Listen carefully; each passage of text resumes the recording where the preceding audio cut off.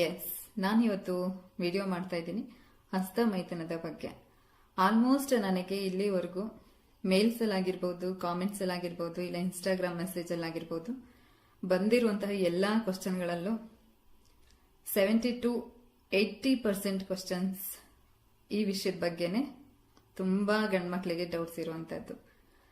ಏನಪ್ಪಾ ಅದು ಅಂದ್ರೆ, ಹಸ್ತಮೈಥುನ ಮಾಡಿದ್ರೆ ಮಕ್ಕಳಾಗದೆ ಹೋಗುತ್ತಾ, ಇಲ್ಲ ಹಸ್ತಮೈಥುನ ಮಾಡಿದ್ರೆ ನಾವು ಸಣ್ಣ ಆಗ್ತೀವಾ, ಹಸ್ತಮೈಥುನ ಮಾಡಿದ್ರೆ ನಮ್ಮ ಶಿಶ್ನ ವೀಕ್ ಆಗುತ್ತಾ, ಹಸ್ತಮೈಥುನ ಮಾಡಿದ್ರೆ ಫ್ಯೂಚರ್ ಅಲ್ಲಿ ಇನ್ಮೇಲೆ ಸೆಕ್ಸ್ ಮಾಡಕ್ ಆಗದೇ ಇಲ್ವಾ, ಇಲ್ಲ ವೀರ್ಯ ಖಾಲಿಯಾಗಿ ಹೋಗ್ಬಿಡತ್ತಾ ಅನ್ನೋದ್ರ ಬಗ್ಗೆ ಎಷ್ಟೋ ಗಂಡ್ಮಕ್ಳಿಗೆ ಡೌಟ್ಸ್ ಅನ್ನೋದಕ್ಕಿಂತ ಭಯನೇ ಆಗ್ಬಿಟ್ಟಿದೆ ಎಷ್ಟೋ ಗಂಡ್ಮಕ್ಳಿಗೆ, ನಮ್ಮ ಫ್ಯೂಚರ್ ಅಲ್ಲಿ ಏನಾಗ್ಬೋದು ಇದರಿಂದ ಅಂತ. ಸೊ ಅಂತ ಎಲ್ಲಾ ಗಂಡ್ಮಕ್ಳಿಗೋಸ್ಕರ ಇವತ್ತು ನಾನು ವಿಡಿಯೋ ಮಾಡ್ತಾ ಇದ್ದೀನಿ. ವಿಡಿಯೋ ಸ್ವಲ್ಪ ಲೆಂತಿ ಇರುತ್ತೆ, ಎಲ್ಲೂ ಸ್ಕಿಪ್ ಮಾಡದೆ ನೋಡಿದ್ರೆ ನಿಮ್ಮ ಕ್ವಶನ್ಗೆ ಆನ್ಸರ್ ಸಿಗ್ಬಹುದು ಅಂತ ಹೇಳ್ತಾ ವಿಡಿಯೋ ಸ್ಟಾರ್ಟ್ ಮಾಡೋಣ. ಹಸ್ತಮೈಥುನ. ಹಾಗಿದ್ರೆ ಹಸ್ತಮೈಥುನ ಅಂದ್ರೆ ಏನು, ಯಾರು ಮಾಡ್ತಾರೆ, ಯಾಕೆ ಮಾಡ್ತಾರೆ, ಎಷ್ಟು ಮಾಡಿದ್ರೆ ಒಳ್ಳೇದು? ನಾನು ಈ ವಿಡಿಯೋನ ಪಾರ್ಟ್ 1 ಅಂದ್ರೆ ಇವತ್ತು ಹಸ್ತಮೈಥುನ ಮಾಡೋದ್ರಿಂದ ಏನೇನು ಉಪಯೋಗ ಇದೆ ಅನ್ನೋದ್ರ ಬಗ್ಗೆ ಇವತ್ತು ವಿಡಿಯೋ ಮಾಡ್ತಾ ಇದ್ದೀನಿ.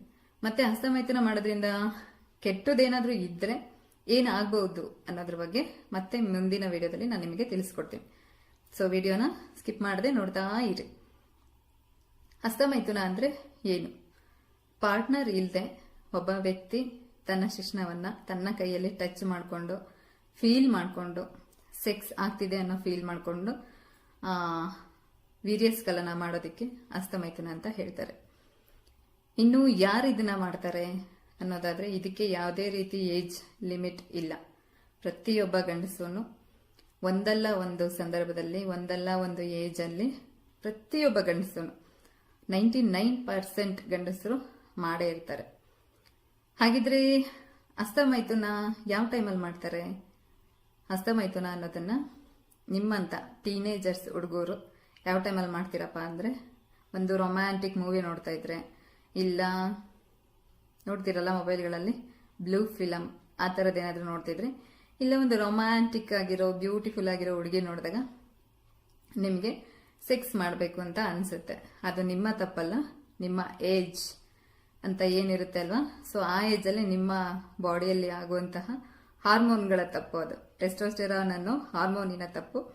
ಸೊ ಅದರಿಂದಾಗಿ ನೀವು ಹಸ್ತಮೈಥುನನ ಮಾಡ್ಕೊಳ್ಳೋದಕ್ಕೆ ಟ್ರೈ ಮಾಡ್ತೀರಾ.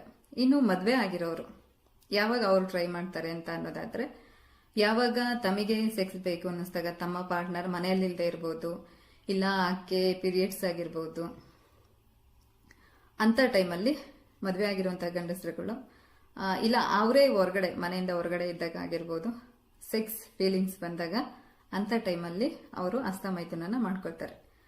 ಹಾಗಿದ್ರೆ ಹಸ್ತಮೈಥುನ ಒಳ್ಳೇದಾ ಕೆಟ್ಟದಾ ಅನ್ನೋದಾದ್ರೆ, ಎಸ್, ಹಸ್ತಮೈಥುನ ಅನ್ನೋದು ಕೆಟ್ಟದು ಅಂತ ಏನಿಲ್ಲ, ಒಳ್ಳೇದೇನೆ. ಯಾವಾಗ ಒಳ್ಳೇದು? ವಾರದಲ್ಲಿ 3 ರಿಂದ 4 ಬಾರಿ ಮಾಡಿದ್ರೆ ಮಾತ್ರ ಅದು ಒಳ್ಳೇದು. ವಾರದಲ್ಲಿ ತಮಗಿಷ್ಟ ಬಂದಾಗೆಲ್ಲ, ಅಂದ್ರೆ ಮೈಂಡ್ ಕಂಟ್ರೋಲ್ಗೆ ಸಿಗದೆ ಇರೋ ರೀತಿ, ಯಾರದು ಅವಕ್ಕೆ ಅಡಿಕ್ಟ್ ಆಗಿರ್ತಿರಲ್ವಾ, ದಿನ ಅದ್ ಮಾಡ್ಲಿಲ್ಲ ಅಂದ್ರೆ ನಮ್ಗೆ ಊಟ ಸೇರಲ್ಲ, ಆತರ ಅಷ್ಟು ಆ ಲೆವೆಲ್ಗೆ ಅಡಿಕ್ಟ್ ಆಗಿರ್ತಿರಲ್ಲ, ಅವರಿಗೆ ಅದು ಕೆಟ್ಟದ್ದೇನೆ. ಅದೊಂದೇ ಕೆಟ್ಟದು ಅಂತಲ್ಲ, ಊಟ ಕೂಡ ಜಾಸ್ತಿ ಆದ್ರೂ ಅದು ಕೆಟ್ಟದೇ ಅಲ್ಲ. ಸೊ ಅದೇ ರೀತಿ ಹಸ್ತಮೈಥುನ ಅನ್ನೋದನ್ನು ತುಂಬಾ ತುಂಬಾ ತುಂಬಾ ಅಡಿಕ್ಟ್ ಆಗಿ ಮಾಡಕ್ ಹೋದ್ರೆ ಅದು ಕೂಡ ಕೆಟ್ಟದೆ. ಹಾಗಿದ್ರೆ ಹಸ್ತಮೈಥುನ ಮಾಡೋದು ಯಾವಾಗ ಒಳ್ಳೇದಾಗತ್ತೆ, ಇದರಿಂದ ಏನು ಉಪಯೋಗ ಅನ್ನೋದಾದ್ರೆ, ಎಸ್, ಹಸ್ತಮೈಥುನ ಮಾಡೋದ್ರಿಂದ ಉಪಯೋಗನೂ ಇದೆ. ನಿಮ್ಮ ಮೈಂಡ್ ಫ್ರೀ ಆಗತ್ತೆ ಹಸ್ತಮೈಥುನ ಮಾಡೋದ್ರಿಂದ. ಯಾವಾಗ ಟೆನ್ಷನ್ ಅಲ್ಲಿ ಇರ್ತಾನೆ ಒಬ್ಬ ಮನುಷ್ಯ, ಸೊ ಆ ಟೈಮಲ್ಲಿ ಹಸ್ತಮೈಥುನ ಮಾಡ್ಕೊಳ್ಳೋದ್ರಿಂದ ಮೈಂಡ್ ಫ್ರೀ ಆಗತ್ತೆ.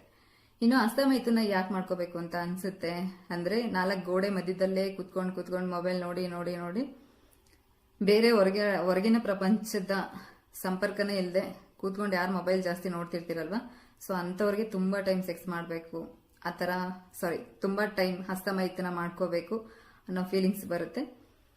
ಆ ಟೈಮಲ್ಲಿ ಹಸ್ತಮೈಥುನ ಮಾಡ್ಕೊಂತೀರಾ. ಗರ್ಲ್ಸ್, ಯಾರೋ ಒಬ್ಬ ಹುಡುಗ ಮೆಸೇಜ್ ಮಾಡಿದ್ದ ನನಗೆ, ಕಾಲ್ಗಲ್ಸ್ ಹತ್ರ ಹೋಗ್ಬೋದಕ್ಕ ಅಂತ. ಹೋಗ್ಬೋದು, ಬಟ್ ಸೇಫ್ಟಿ ಪ್ರಿಕಾಷನ್ಸ್ ಇಲ್ಲದೆ ಹೋಗೋದು ಕೆಟ್ಟದ್ದು.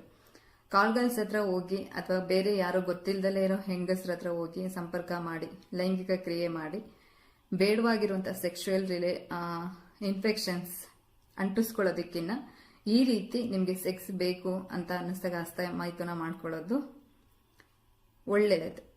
ಸೊ ಇಷ್ಟೆಲ್ಲ ಹಸ್ತಮೈಥುನ ಒಳ್ಳೇದಾಗಿರುತ್ತೆ. ಎಲ್ಲಿವರೆಗೂ ನೀವು ವಾರದಲ್ಲಿ 3 ರಿಂದ 4 ಬಾರಿ ಮಾಡೋವರೆಗೂ ಮಾತ್ರ ಅದು ಒಳ್ಳೇದಾಗೇ ಇರುತ್ತೆ. ನಂದು ಇಲ್ಲಿ ಒಂದೇ ಒಂದು ಮಾತೇನಪ್ಪ ಅಂದ್ರೆ, ತುಂಬಾ ಜನ ಹುಡುಗರು ನಾನು ಕಾಮೆಂಟ್ಸ್ ಅಥವಾ ಮೆಸೇಜ್ ಓದಿದ ರೀತಿ ನೋಡಿದ್ರೆ ತುಂಬಾ ಅಂದ್ರೆ ತುಂಬಾ ಭಯ ಪಟ್ಟಿದ್ದಾರೆ.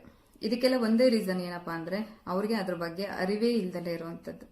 ಎಷ್ಟೋ ಜನ ಮನೆಗಳಲ್ಲಿ ಒಂದು ಹುಡುಗಿ ದೊಡ್ಡೋಳಾದ್ಲು ಅಂತ ನಾವಂತೀವಿ, ಕೆಲವರು ಹೇಳ್ತಾರೆ ಫಸ್ಟ್ ಟೈಮ್ ಪೀರಿಯಡ್ ಆಗಿರ್ತಾಳೆ ಅಲ್ವಾ.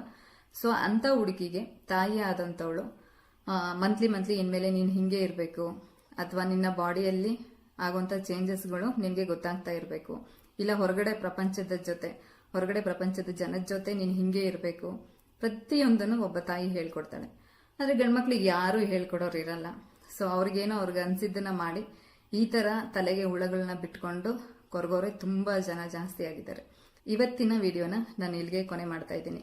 ಮುಂದಿನ ವಿಡಿಯೋದಲ್ಲಿ ಯಾರು ಅತಿರೇಕಕ್ಕೆ ಹೋಗಿ ಹಸ್ತಮೈಥುನ ಮಾಡ್ಕೊಂತ ಇದ್ದೀರಾ, ಏನ್ ಪ್ರಾಬ್ಲಮ್ ಆಗ್ಬಹುದು ಅನ್ನೋದ್ರ ಬಗ್ಗೆ ಮತ್ತೆ ಮುಂದಿನ ವಿಡಿಯೋದಲ್ಲಿ ಹೇಳ್ತೀನಿ. ಸೊ ಅಲ್ಲಿವರೆಗೂ ವೆಯ್ಟ್ ಮಾಡ್ತೀರಿ ಅಂತ ಹೇಳ್ತಾ ಇವತ್ತಿನ ವಿಡಿಯೋನ ಇಲ್ಲಿಗೆ ಎಂಡ್ ಮಾಡ್ತಾ ಇದ್ದೀನಿ. ವಿಡಿಯೋ ಇಷ್ಟ ಆಗಿದ್ರೆ ದಯವಿಟ್ಟು ಲೈಕ್ ಮಾಡಿ, ಶೇರ್ ಮಾಡಿ, ಹಾಗೆ ಸಬ್ಸ್ಕ್ರೈಬ್ ಮಾಡೋದನ್ನ ಮರೆಯಬೇಡಿ.